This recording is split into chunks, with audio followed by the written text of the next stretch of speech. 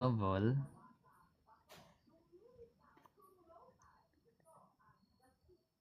and half strat. Pag magmumultiply naman to, kunyari 14 times 15. So kapag naman ganito guys, yung 14 times 15, so ikaw kung paano mo siya multiply, pwede mo multiply ng normally, kasi normal naman tayong tao, or pwede mo siya i-double and half. Pero dapat ang i-double mo guys, or yung i-half mo, is yung kaya mo ma-divide by 2. Kasi kapag dinivide mo yung 15, may decimal yan. So yung gagawin mo sa half, i-half mo yung 14 kasi siya yung even. So pag inap natin yung 14, that is 7. Then pag dinoble natin yung kabila, yung 15, that is 30. Tama? Then ang gagawin na lang is multiply natin yung 7 times 30. So yung 7 times 30, that is 210. Pwede mo siya ganun gawin. So try nyo to.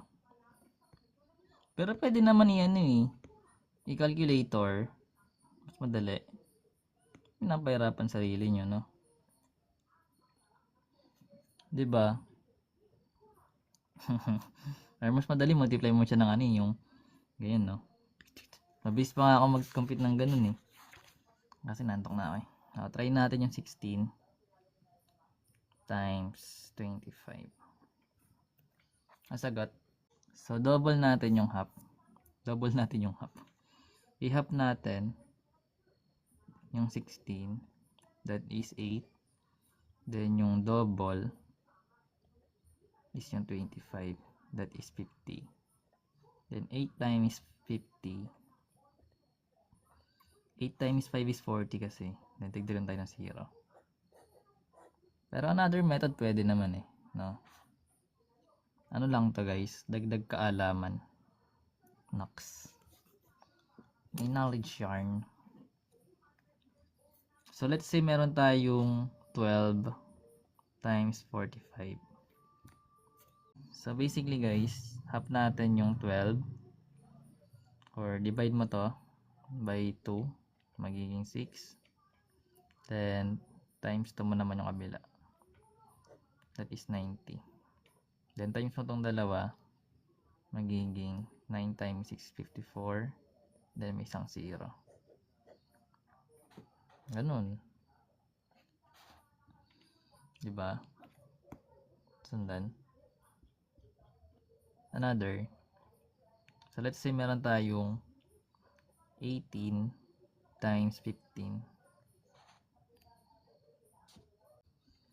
So yung 18, divide natin by 2. Kasi even, mas madali.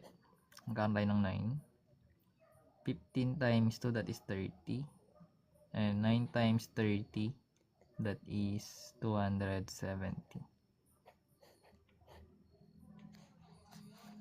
Next, 14 times 35. So, yung 14, hatiin natin.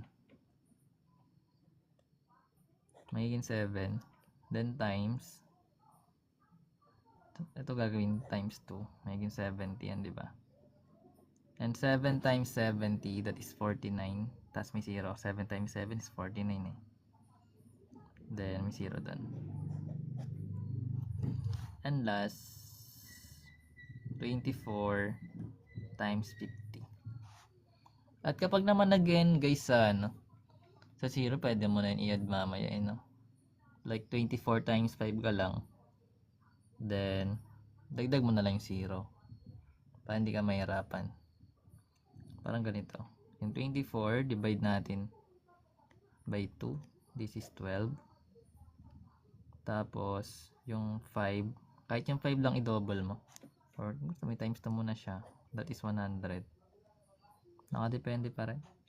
So 12 times 100, that is 1200s or 1200. Ganun siya. Ikaw lang matututunan nyo.